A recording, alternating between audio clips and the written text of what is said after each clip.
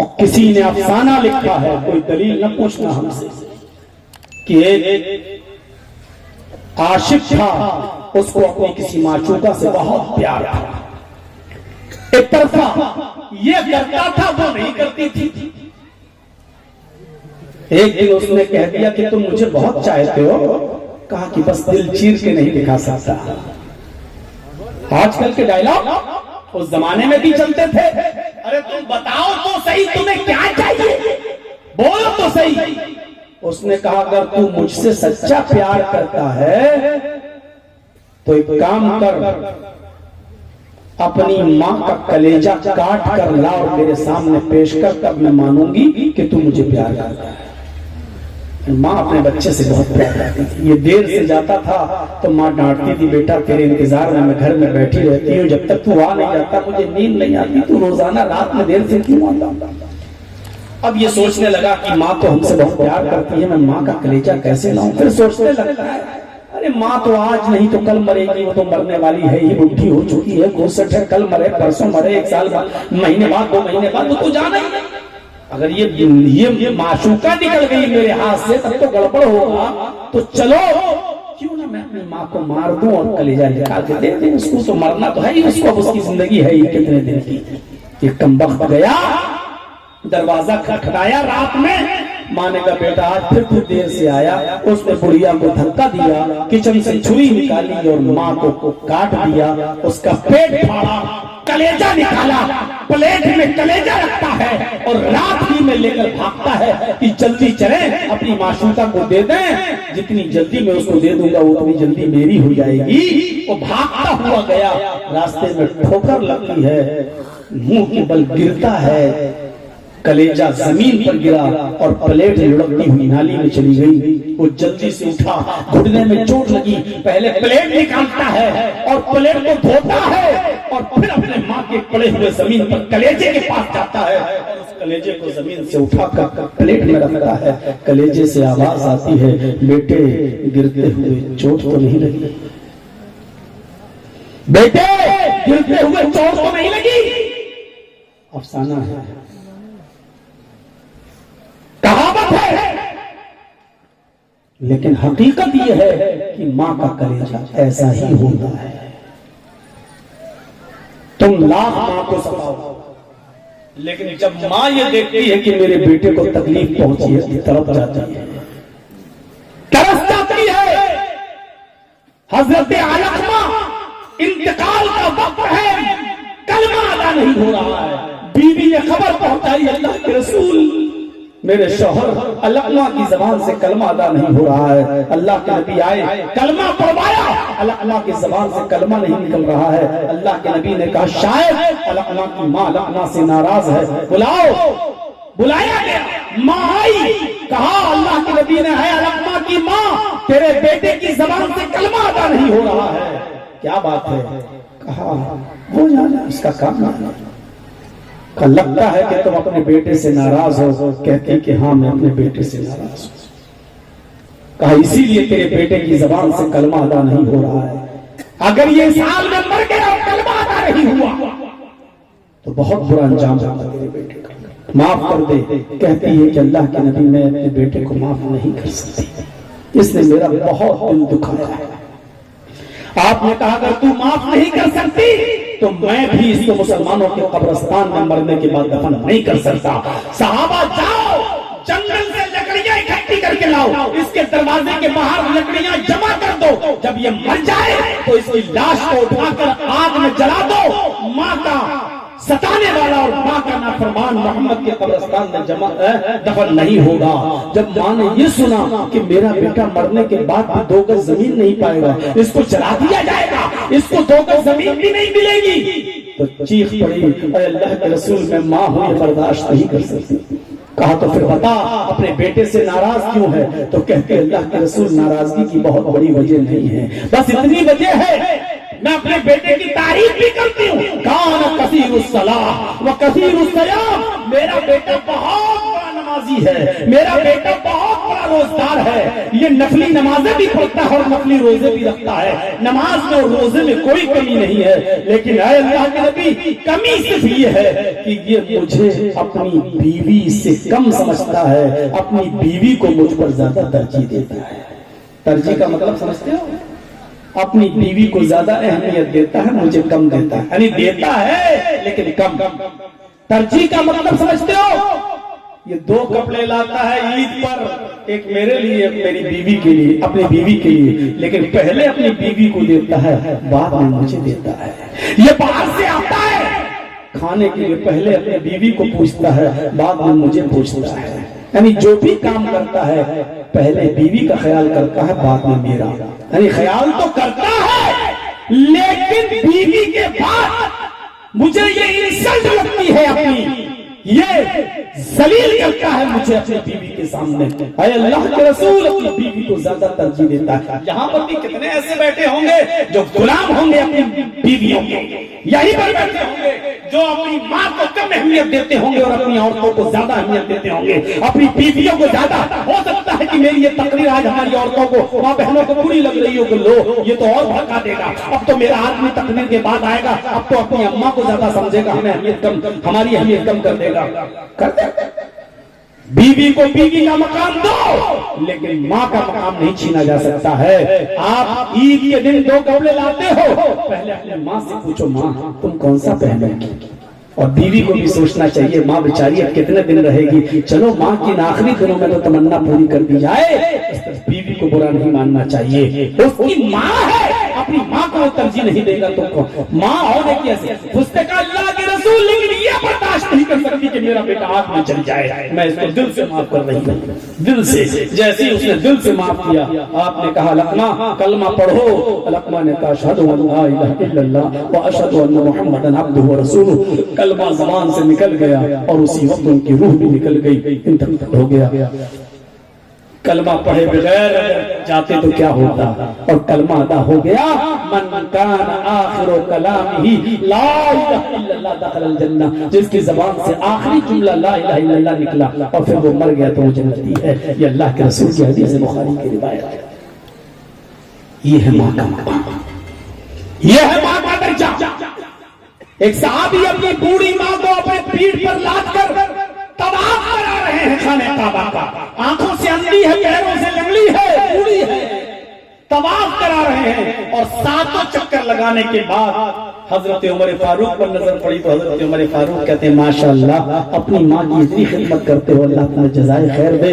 कहा अल्लाह के अमीरुल मोमिनीन, ऐ उमर फारूक, मेरी माँ आंखों से अंधी है, मेरी माँ दांत उसके मुंह में नहीं है, मेरी माँ हाथों से कोड़ी है, मैं अपने हाथ से रोटी बनाता हूँ और अपने हाथ से अपनी माँ को खिलाता हूँ, जब चबा नहीं पाती मुंह से चबाता हूँ, फिर वो लुक़मा अपनी माँ के मुंह में डालता हूँ। अमीरुल मोमिनीन, मेरी माँ पेशाब और पायखाना करती है, बिस्तर पर धो नहीं पाती है क्योंकि हाथों से कोड़ी है, मैं उसके कपड़े भी साफ करता हूँ और मैं उसकी लैट्रिन और गंदगी भी साफ करता हूँ। अमीरुल मोमिनीन, उसने कहा कि मैं उम्रा करना चाहती हूँ। मैंने कहा माँ तुम देख नहीं पाती हो। कहा बेटे तेरी पीठ पर सवार होकर तो मैं तवाफ कर लूंगी। मैं अपनी माँ की ख्वाहिश पूरा करते हुए लाया, अपनी पीठ पर लाद कर मैंने उसको तवाफ कराया, सफा मरवा की सही कराई। क्या मैंने अब भी अपनी माँ का हक अदा नहीं किया? अब तो माँ का हक अदा हो गया, क्या अभी भी मैंने अपनी माँ का हक अदा नहीं किया? हजरत उमर हंसने लगे और कहने लगे हक अदा करने की बात पूछते हो? तेरी माँ जब तुझे जन रही थी, तेरी माँ जब तुझे पैदा कर रही थी, अपने पेट से तुझे जब बाहर ला रही थी, उस वक्त उसको जो दर्द हो रहा था, जो तकलीफ हो रही थी, और दर्द में तकलीफ में उसने जो पहली आवाज निकाली, उस तकलीफ का कि पहली आवाज तो तेरी माँ के मुंह से निकली, अभी तो तूने अपने माँ की उस पहली आह का भी हक अदा नहीं किया, उसकी पूरी जिंदगी का क्या हक अदा करेगा? ये है माँ का मकाम। तो अगर माँ है कोई औरत तो ये दर्जा दिया है मोहम्मद रसूलुल्लाह सल्लल्लाहु अलैहि वसल्लम ने, माँ की हैसियत देखिए। अब अगर बहन है, बहन तो दर्जा दिया, बहन और बेटी दोनों को मिलाकर एक हदीस है। अल्लाह के नबी सल्लल्लाहु अलैहि वसल्लम ने फरमाया कि जिसकी 3 बेटियां होंगी या 3 बहनें होंगी। कभी कभी ऐसा होता है कि बाप का इंतकाल हो गया है और बाप अपने पीछे लड़के और लड़की दोनों छोड़ गया, तो अब उस लड़की के लिए वो भाई, उसका बड़ा भाई भी है और वही बाप का भी रोल अदा करेगा, क्योंकि उसके सगे बाप का तो इंतकाल हो गया। अब वो बड़ा भाई उसके लिए भाई भी है और बाप भी है। तो अल्लाह के नबी ने फरमाया कि जिसकी 3 बेटियां होंगी, गौर से सुनिए, जिसकी 3 बेटियां होंगी या 3 बहनें होंगी और उसने उनको पढ़ाया होगा, लिखाया होगा, अच्छा अदब सिखलाया होगा, अच्छी तरबियत की होगी, फिर दीनदार घराने में उनका निकाह करा दिया होगा, दीनदार घराने में उन बच्चियों की शादी करा दी होगी, बहनों की या बेटियों की, वो कयामत के दिन जन्नत में मेरे साथ ऐसे रहेगा। अल्लाह के नबी फरमाते हैं वो जन्नत में कयामत के दिन मेरे साथ ऐसे रहेगा जैसे ये दोनों उंगलियां आपस में मिली हुई हैं, यानी वो मेरा पड़ोसी बनकर रहेगा। ये है बहन और बेटी की तरबियत करने पर एक बाप का और एक भाई का मकाम मर्तबा। तसव्वुर करो, जन्नत 7 जन्नतें हैं, 7 जन्नतें। उन जन्नतों में सबसे आला जन्नत कौन सी है? जन्नतुल फिरदौस। मोहम्मदुर रसूलुल्लाह कहाँ जाएंगे?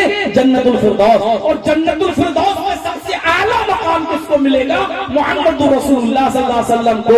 और नबी का पड़ोसी बनकर, नबी के घर से चिपका हुआ घर इसका होगा। किसका? जिसने पास 3 बेटियां होंगी या 3 बहनें होंगी और उसने उनको पढ़ाया होगा, लिखाया होगा, अच्छा अदब सिखलाया होगा और अच्छी तरबियत दी होगी और फिर उनका निकाह भी दीनदार घराने में कराया होगा। हमने अपनी बेटी को आलिमा तो बना लिया, मदरसे में पढ़ा के मौलवन तो बना लिया, आलिमा बन गई, लेकिन बेटी के रिश्ते के लिए लड़का देख रहे छिछोरा, गलीचा, बैंक का लड़का जो सूद और प्याज का कारोबार करता है, सूदी कारोबार करता है, सूदी बिजनेस कर रहा है, सूद का कारोबार खोले बैठा है। हमने अपनी बेटी को आलिमा बनाया और किसी दलमुद्दे के साथ शेविंग करने वाले, तालियों का जनाजा निकाल कर नालियों में बहाने वाले लड़के के साथ हमने इसका निकाह कर दिया। ऐसे शख्स के बारे में यह हदीस नहीं है। छोटे लोगों के साथ शादी करती उनके बारे में नहीं, तो मतलब वजह अच्छे घराने में, दीनदार घराने में उनकी शादी कर दी। ये शख्स जन्नत में मेरे साथ ऐसे रहेगा। अल्लाह के नबी फरमाते हैं जैसे ये दोनों उंगलियां आपस में मिली हुई हैं, ये दोनों उंगलियां आपस में मिली, यानी जैसे ये चिपकी हुई है ऐसी वो मेरा पड़ोसी बनकर रहेगा। ये मकाम है बेटियों की परवरिश करने वाले का और बहनों की परवरिश करने वाले का और उनको पढ़ाने और लिखाने वाले का और उनकी शादियां कराने वाले का। कितना बड़ा मकाम है ये है। अंदाजा लगाइए बेटी का मकाम। पढ़ाओ, लिखाओ, अच्छा सब सिखाओ। आज के इस दौर में जहां हालात ये हो कि हमारी लड़कियां इर्तिदाद का शिकार हो रही हो, मजा बदल रही हो, गैर मुस्लिम लड़कों के साथ भागकर मंदिरों में और चर्चों में शादियां कर रही हो, ऐसे माहौल के अंदर अपनी लड़कियों को पढ़ाना और लिखाना और अच्छा अदब सिखाना, मदरसे की लड़कियां भी आज महफूज ना रही हो। अंदाजा लगा सकते हैं आप कितना मुश्किल काम है। एक लड़की जब स्कूल जाती है, कॉलेज जाती है और खास तौर पर उस स्कूल जाती है जो को एजुकेशन वाला हो, जहां लड़के और लड़कियां दोनों बैठकर तालीम हासिल करते हो, तो एक बाप को नींद कैसे आ जाती है। एक बाप 7 बजे अपनी लड़की को भेजकर इत्मीनान और चैन और सुकून के साथ 12 बजे तक और 1 बजे तक कैसे रह जाता है कि मेरी लड़की बिल्कुल पाक और साफ होगी और किसी लड़के के साथ उसका कॉन्टेक्ट और कनेक्शन नहीं होगा, कैसे उसको इत्मीनान मिल जाता है, वो भी आज के इस माहौल में, आज के इस माहौल में। लेकिन ऐसी लड़कियां भी मौजूद हैं मेरे भाइयों जिन्होंने डॉक्टरी की डिग्री ले ली, MBBS कर लिया, सरकारी नौकरी भी लग गई, नियुक्ति भी हो गई। और नियुक्ति के लिए देखिए अभी बिहार के अंदर पटना में चीफ मिनिस्टर ने उसको बुलाया, नियुक्ति लेटर दिया, लेकिन हिजाब भी खींच लिया। एक अंग्रेजी माहौल में पड़ी हुई लड़की, इंग्लिश माहौल में पड़ी हुई लड़की और हिजाब के साथ चीफ मिनिस्टर के सामने जा रही है। मेरे भाइयों को तसव्वुर कीजिए, इसमें उस लड़की से ज्यादा उस लड़की की मां का किरदार झलकता है, जिसने अपनी बेटी को ऐसी तरबियत दी होगी, ऐसी तरबियत। उसका हिजाब खींचा गया, वो एक अलग मुद्दा है, वो तो हिजाब नहीं हटाई ना, उसका खींच लिया गया। मीडिया पर भरमार पड़ी हुई है, इसकी जितनी मजम्मत की जाए कम है। लेकिन भाइयों, ये सोचने की जरूरत है कि आज जब मदरसों में पढ़ने वाली लड़कियां भी जलसों में घूम रही हो, जलसों में लिपस्टिक खरीद रही हो, जलेबियां खरीद रही हो, जब दीन का इल्म हासिल करने वाली लड़कियों का यह हाल है, तो अंग्रेजी माहौल में डॉक्टरी का सर्टिफिकेट लेने वाली लड़की हिजाब के साथ अगर जा रही है, तो उसकी मां ने उसकी तरबियत किस तरीके से की होगी और किस तरीके से उसकी मां ने उसको पाला और पोसा होगा और बड़ा किया होगा। ये वो माँ काबिले मुबारकबाद है कि उसकी मां सलाम करता है ये जर्जीस उसकी मां को कि उसने इस माहौल में अपनी बेटी को ऐसी तरबियत दी है। हम क्या तरबियत देंगे और आप क्या तरबियत देंगे? जलसों में भी अपनी मोटरसाइकिल पर अपनी सालियों को बिठा के लाने वालों, ससुराल से अपनी भाभी को अपने घर तक लाने वालों, तुमसे क्या उम्मीदें रखी जाए? बेगैरती का तमाशा बना दिया। तुम बात करते हो उसकी सगी भाभी हो और भाई की इजाजत के बावजूद अपने देवर के साथ वो नहीं आ सकती है। जर्जीस साहब अगर अपने छोटे भाई से कहते हैं जाओ भाभी को घर से ले आओ, मोटरसाइकिल ले जाओ, बिठा कर लाओ, मेरी इजाजत के बावजूद भी मेरी बीवी का मेरे छोटे भाई के साथ अकेले मोटरसाइकिल पर बैठकर आना या उसके साथ कहीं जाना हराम है इस्लाम की दृष्टि से। इसको दुनिया का कोई मौलवी हलाल नहीं कह सकता। और इसी तरीके से मेरी बीवी बैठी है, हम दोनों खाना खा रहे हैं और साली आ जाए, बीवी की बहन, और वो भी बुला ले, जरा तुम भी खा लो मेरे साथ खाना। अपनी बीवी के पास बैठकर भी साली के साथ खाना नहीं खाया जा सकता है, जायज नहीं है। अगर बीवी कह रही है, लेकिन इसके बावजूद नहीं, बीवी के हिसाब से इस्लाम थोड़ी चलेगा। इस्लाम फातिमा के बाप जनाबे मोहम्मद रसूलुल्लाह के हिसाब से चलेगा। बीवी इजाजत दे खा लो, नहीं चलेगा। जर्जीस साहब का हक है अगर साली आ गई है तो उठ के चला जाए, या साली का हक है कि जर्जीस को देख रही है और उसको खुद ही चली जाए और हमसे पर्दा करे। क्यों? क्योंकि बीवी के इंतकाल के बाद साली के साथ निकाह जायज हो जाता है। मेरे भाइयों, दो सगी बहनों को एक साथ नहीं रख सकते हैं, लेकिन एक के मरने के बाद दूसरी को तो रख सकते हैं। तो जब उसके साथ निकाह जायज है तो उसके लिए पर्दा भी है। लिहाजा जब खाना नहीं खा सकते हो तो बेगैरतो, बेशर्मो, बेहयाओ अपनी साली को मोटरसाइकिल में बिठा के मेले ले जाना, नुमाइश ले जाना, इसी तरीके से स्कूल छोड़ने ले जाना, स्कूल से ले आना, जलसों में लाना और ले जाना और छोड़ देना, ये तुम्हें क्या तुम्हारे बाप की शरीयत नहीं जा सकती है? इस बात हराम है, हराम है, हराम है। तुम्हारा ऐसा करने से हलाल नहीं हो जाएगी। हमारी तरबियतें क्या है, हम क्या उम्मीदें रखते हैं तुमसे? माहौल तो हमने बिगाड़ा है, हमने। अब ये तकरीर में थोड़ा सा यूपी में कर दूं तो देख लो कैसी कुतियां चिल्लाने लगेंगी। मैं कुतिया किसको कह रहा हूं आप समझ रहे हैं अच्छी तरीके से। ऐसे भौंकेगी जैसे हमने जानवरों वाला इंजेक्शन उनके पीछे लगा, ऐसे चीखेगी वो। मौलवी देखो औरतों के खिलाफ कितना बोल रहा है। हम औरतों के खिलाफ कहां बोल रहे हैं? हम तो ये बता रहे हैं कि जो इज्जत इस्लाम ने औरत को दी है उसका तुम 10वां हिस्सा भी दिखला दो अपने यहाँ। कहां है औरत? बेटी और बहन होने की हैसियत से ये दर्जा रखती है, माँ होने की हैसियत से वो दर्जा रखती है जो बता चुका, और बीवी होने की हैसियत से, बीवी होने की हैसियत से सोच नहीं। फरमाया जो तुम खाओ वो अपनी बीवी को खिलाओ, जो तुम पहनो वो अपनी बीवी को पहनाओ। तुम पहन रहे हो 500 रुपए मीटर वाला कपड़ा, तो बीवी के लिए 100 रुपए मीटर वाला कपड़ा नहीं ला सकते हो। अगर तुम 100 रुपए मीटर वाला पहन रहे हो तो तुम अपनी बीवी को भी 100 रुपए मीटर वाला पहनाओ। तुम अगर बड़े का खा रहे हो तो बीवी को भी खिलाओ, लेकिन ऐसा नहीं होगा कि तुम देसी खाओ, चिकन और महंगी मछली खाओ और बीवी को कह दो तू बड़ा खाए, ये नहीं होगा। जो तुम खाओ वो अपनी बीवी को खिलाओ, जो तुम पहनो वो अपनी बीवी को पहनाओ।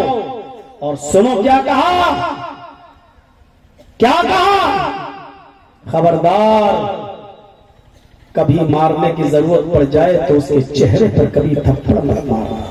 मारने की जरूरत कभी नहीं पड़ सकती, सिर्फ एक सबब है मारने का, बस वो भी हल्की मार।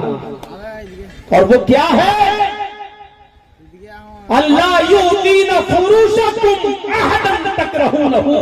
अल्लाह के नबी ने फरमाया वो ऐसे आदमी को तुम्हारे बिस्तर पर आने की इजाजत दें जिसको तुम नापसंद करते हो। यानी तुम्हारे बिस्तर पर जब वो किसी गैर मर्द को बुलाए और उसके साथ उसका गलत ताल्लुक हो तो फिर तुम पहले उसको समझाओ।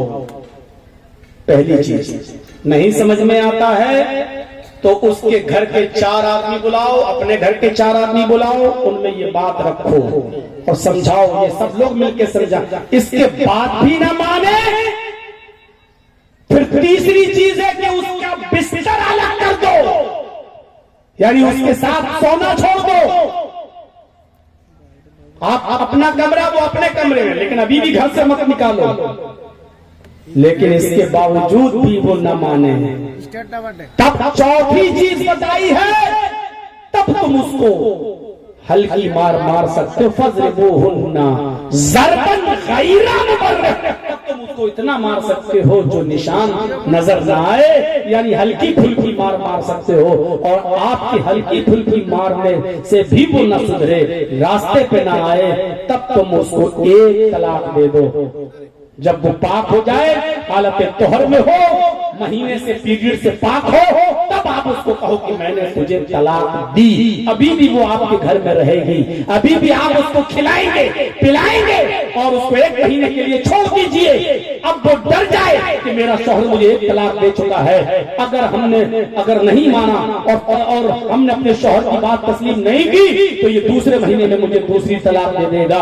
अगर वो समझदार होगी तो मान जाएगी, आप रुजू कर लीजिए, आपकी सिर्फ 1 ही तलाक खत्म होगी, 2 तलाकें भी आपकी बाकी हैं। अब आपकी बीवी अगर नहीं मानेगी और फिर भी दूसरे आदमी को बुला रही है तो दूसरे महीने में जब वो पीरियड से फिर पाको साफ हो जाए, महीने से साफ हो जाए, तो आप दूसरे महीने में फिर उसको दूसरी तलाक दो कि देख तू नहीं मानी, मैं तुझे दूसरी तलाक भी दे रहा हूँ। अब ये 2 तलाकें पड़ गई उसके ऊपर। अभी भी वो आपकी बीवी है, अभी वो आपका घर छोड़ के नहीं जाएगी और आपके ऊपर उसका खाने पीने की जिम्मेदारी है। आप उसको खिलाएंगे पिलाएंगे, लेकिन बिस्तर अलग। अगर अब भी मान गई तो ठीक है, उसको रुजू कर लो, उसको रुजू कर लो। लेकिन आपकी 2 तलाकें हो गई हैं, अब पूरी जिंदगी में सिर्फ 1 तलाक बाकी रह गई है आपकी। अगर आपने कभी भी उसको 1 तलाक और दे दी तो जिंदगी भर के लिए फिर आपके लिए हराम हो जाएगी। लेकिन वो अभी आपकी बीवी है और दूसरी तलाक के बाद भी वो नहीं मानती है। नहीं, इश्क का भूत बहुत ज्यादा सवार है, वो किसी गैर मर्द को ही सब कुछ समझती है। तो 2 तलाकों के बाद भी वो नहीं सुधरेगी। उसको अब अपना घर नहीं बनाना है, सोचने और समझने का आपने बहुत मौका दे दिया है। अब भी अगर नहीं मानती है तो तीसरे महीने में पाक साफ जब वो हो जाए तब आप उसको तीसरी तलाक दीजिए। और जहां आप उसको तीसरी तलाक देंगे फिर वो ना आपके घर में रहेगी, न वो आपका कुछ खा सकती है पी सकती है, क्योंकि तीसरी तलाक जैसी आपके मुंह से निकली वो आप पर हराम, आप उस पर हराम। अब आपके ऊपर उसका नफका नहीं है, न खाना है, न पानी है, न कपड़ा है, न लगता है। वो अब तीसरी तलाक के बाद आजाद हो चुकी है, जाए जहां जाना हो, और अपनी 3 महीने की इद्दत गुजार कर वो कहीं और शादी करना चाहे तो कर ले, लेकिन अब ये इसके लिए पूरी जिंदगी के लिए हराम हो चुकी है। अब वो तरीका नहीं है, एक रात के लिए तुम चली जाओ दूसरे के पास और फिर वो तलाक दे देगा सुबह, फिर मैं शादी कर लूंगा। मेरे भाइयों, ऐसे नाजायज और हराम रिश्ते को इस्लाम कबूल नहीं करता है। जानबूझकर आप कहोगे मेरी बीवी से एक रात के लिए शादी कर लो, कल से बाद तलाक दे देना, इसको तो किराए का साण बताया है अल्लाह के नबी ने। फरमाया क्या मैं तुम्हें किराए का साण बताऊं क्या है? कहा क्या? ये वो लोग हैं जो हलाला करते हैं और हलाला करवाते हैं। मेरे भाइयों, हाँ, अगर ये औरत 3 महीने की इद्दत गुजार के कहीं शादी कर ली और उस शौहर के साथ रह रही है, कई साल उसके साथ रही, फिर उन दोनों मियां बीवी में कुछ इख्तिलाफ हुआ और उसने इसी तरीके से फिर अपनी बीवी को तलाक दे दिया, तो अब पहला मर्द अगर इससे शादी करना चाहे तो कर सकता है, इसको इजाजत है पहले आदमी को, लेकिन तय करके नहीं कि एक रात के लिए तुम ले जाओ और कल हमें हमारी बीवी तलाक दे देना। एक अंधे ने शादी कर ली, बड़ी खूबसूरत मिल गई उसको, उसने कहा ये अंधा है और ये जो है कर ले बेटा हलाला, कल सुबह तलाक दे देना। तो उसने कहा ठीक है दे दे कल। और तलाक जब सुबह लोग गए उसके पास के तलाक दो, उसकी बीवी ने राती में कह दिया था कि सुन, मैं कोई चोरी थोड़ी हूँ, कभी हमारे हाथ से उतरे दूसरे को पहना दो, दूसरे से उतारो तीसरे को पहना दो, मैं कोई कपड़ा थोड़ी हूँ कि जब चाहो तब पहन लो, जब चाहो तब बदल दो। देखो तुम नाबीना हो, मैं जिंदगी भर तुम्हारी खिदमत करूंगा। वो हाफिज था, जिंदगी भर मैं तेरी सेवा करूंगी, तुझे खिलाऊंगी पिलाऊंगी, लेकिन तुझे कसम देती हूँ तलाक मत देना मुझे। उसने सोचा चलो हमारी वैसी शादी नहीं हो रही थी और इस औरत की तो बड़ी तारीफ सुनी है, बड़ी खूबसूरत है, अब मैं देख नहीं पा रहा हूँ तो क्या हुआ। जब ये औरत ही जाने के लिए तैयार नहीं, सुबह आ गए मुल्ला मौलवी और आ गए मोहल्ले वाले कि हाँ हाफिज जी, हाँ अब तो निकलो, कमरा खाली करो भाई, पूरी रात तो रहे हो बीवी के साथ, चलो। अब हाफिज साहब बाहर आए, कहा कि अच्छा क्या तलाक दो? तो क्यों तलाक दो? अरे बात हुई थी कि बात क्या, शादी की बात हुई थी, शादी कर ले। कहा तुमने कहा था सुबह तलाक दूंगा, कि तलाक करने के लिए कौन शादी करता? चले जाओ यहाँ से, अभी केस मुकदमा करूंगा तुम्हारे ऊपर, कभी ना हमारी बीवी से छुड़वाने के लिए आए। ऐसा सुनाया उस हाफिज ने। उस औरत ने भी कहा भागते हो कि नहीं भागते हो, मैं कोई कपड़ा हूं, जब चाहो पहन लो, जब चाहो उतार दो। और कभी कभी ऐसा भी होता है मेरे भाइयों कि औरत की गलती भी नहीं होती, फिर भी कहते हैं तलाक हो, फिर भी कहते हैं तलाक हो। अब जैसे किसी ने, हमारे इलाके की बात है, एक मौलवी साहब आए, फतवा दे गए कि जिसने मौलाना जर्जीस की तकरीर सुनी उसका निकाह टूट। अब वो बेचारा एक आदमी आया था, तकरीर सुना था मेरी, अब वो अपने घर मौलाना से कहने लगा मौलाना क्या करूं, मैं तो सुनने गया था मौलाना जर्जीस की तकरीर।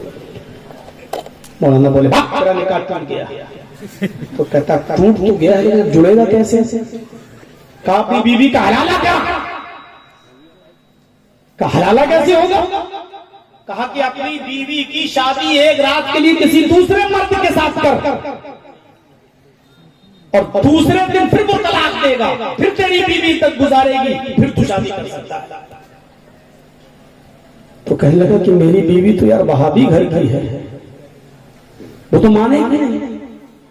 कहा नहीं मानेगी तो कैसे करेगी? और मान लो आप किसी के साथ कर दे और वो तलाक न दे तो?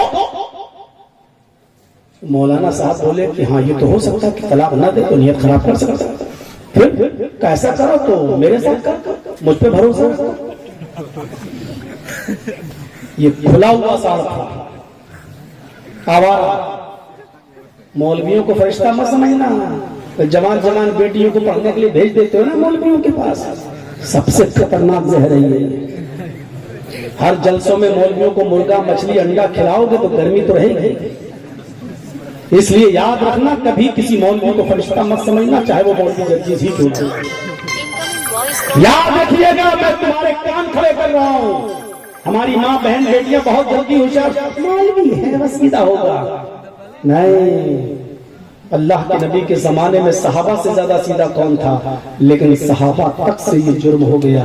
वो इतने थे, जज्बात में बह तो गए, लेकिन इतने अल्लाह से डरने वाले थे कि इसी दुनिया में उन्होंने कहा अल्लाह के रसूल मुझे पाक कर दीजिए, और उन्होंने पत्थरों से मार खा खा कर अपने आप को इसी दुनिया में खत्म करा लिया ताकि इस दुनिया में सजा भुगत ले और जहन्नम से जाने से बच जाए। उनका दिल साफ था। वो आकर कहते हैं कि मुझसे गलती हो गई। आजकल कोई नहीं कहेगा, कोई नहीं कहेगा कि मुझसे गलती हो गई। समाज में मुंह दिखाने के लायक नहीं रहेगा, कोई नहीं कहेगा। इसलिए अपनी जवान जवान बेटी औरतों से पढ़वाइए, जवान मौलवियों के पास मत भेजिए अपनी बच्चियों को। था ना एक मौलाना साहब 55 साल का 60 साल का ट्यूशन पढ़ाना जाता था 17-18 साल की बच्ची को कुरान शरीफ, और उसकी खूबसूरती पर फिदा हो गया। तो एक दिन पढ़ा के लाया कुछ खाने पीने की चीज पर, कहता है बेटी तुम बहुत खूबसूरत हो, ये खा लेना, तुम्हें नजर नहीं लगेगी। सोचा मौलाना साहब दे रहे हैं, चलो ठीक है मैं खा लूंगी मौलाना साहब, बाद में आप ठीक है पढ़ाइए। वो पढ़ा के चले गए। अब मौलाना इंतजार में थे, जैसी खाएगी मेरी दीवानी हो जाएगी। वो भूल गई, उसने रख दिया किसी अलमारी में ताक में खाने की चीज। रात में सो गई, अचानक चली हवा, वो ताक से वो चीज नीचे गिर गई। सुबह फजर की नमाज में उसकी अम्मा जब उठी, बेटी की झाड़ू लगाने लगी, तो वो चीज जो खाने की थी झाड़ू के साथ साथ कूड़े में इकट्ठी होंगे, उसके बाहर फेंकती, वो बाहर चली गई। अब वो खा गई एक कुतिया। वो खाने की चीज एक कुतिया खा गई, और कुतिया हो गई मौलाना साहब पर आशिक। अब जहां मौलाना साहब वहां कुतिया, जहां मौलाना साहब वहां कुतिया।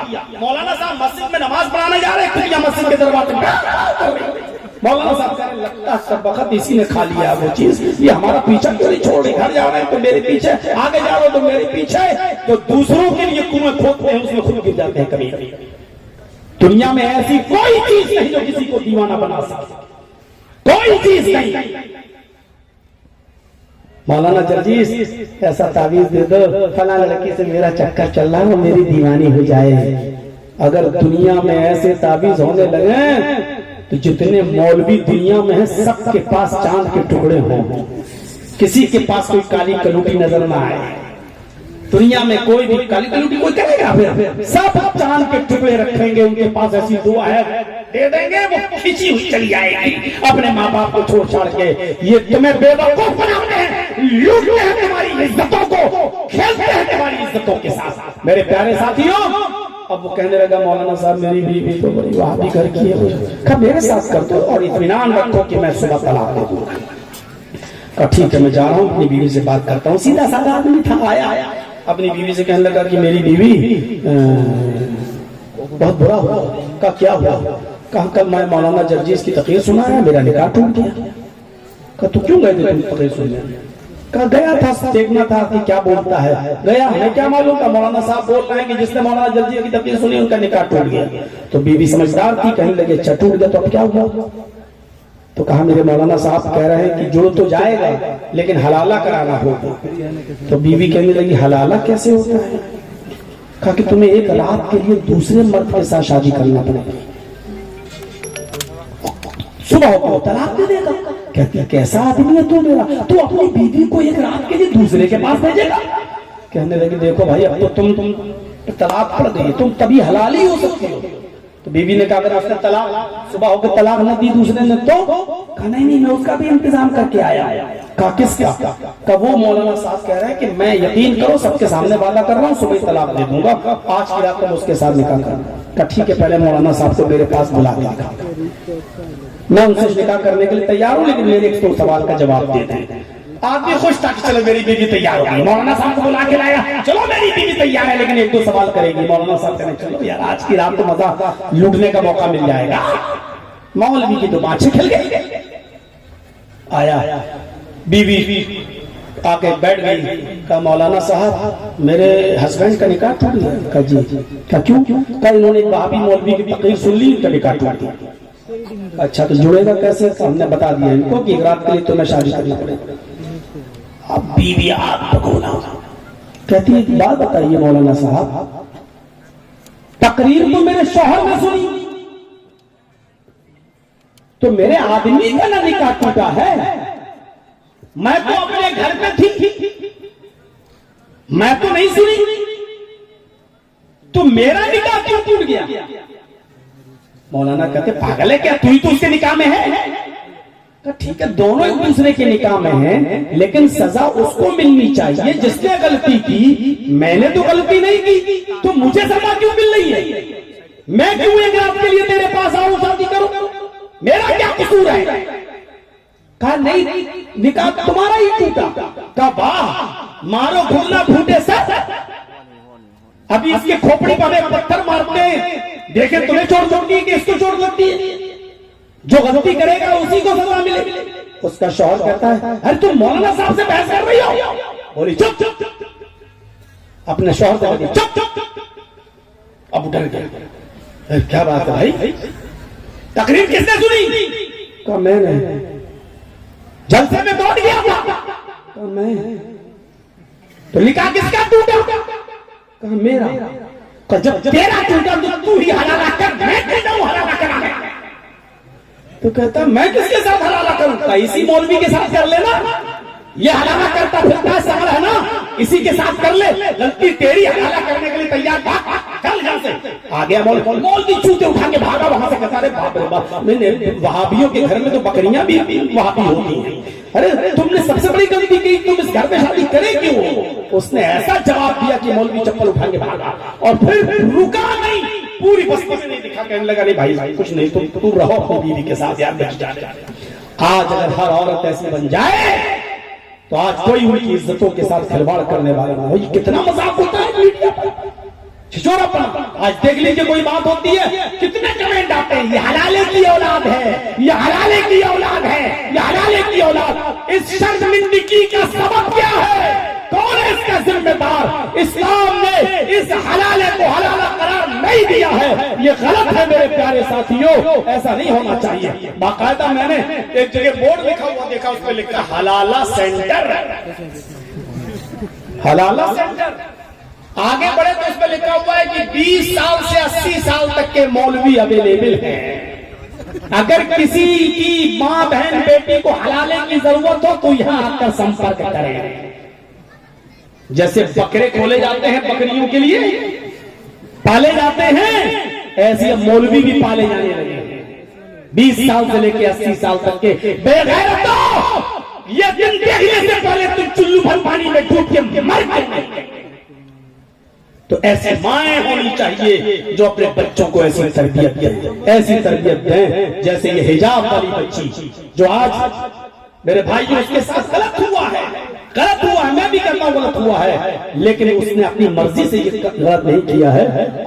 चीफ मिनिस्टर को कौन क्या कहे, उसने तो नौकरी तक करने से मना कर दिया क्योंकि इज्जत उसको ज्यादा प्यारी थी। उसने सोच लिया कि आगे क्या होगा। मेरे भाइयों आगे देखो क्या होता है। मैं कहना ये चाहता हूं कि ऐसी माओं की जरूरत है जो अपनी औलाद की ऐसी तरबियत करें। तो इस्लाम ने औरत को बहुत बड़ा मकाम दिया है। बाप हो तो अपनी बेटी को हिस्सा दोगे, भाई हो तो अपनी बहन को हिस्सा दोगे, हैं? बेटे हो तो तुम्हारी विरासत से मां हकदार बनेगी, और शौहर हो तो भी तुम अपनी बीवी को हिस्सा दोगे।